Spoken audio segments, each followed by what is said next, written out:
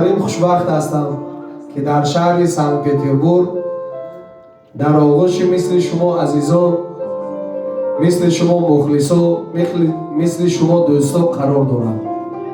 دوستان عزیز، شب نشینی ما بخشیده به سال نوی آمده رسیده، یعنی به سال 2022 بخشیده شده است.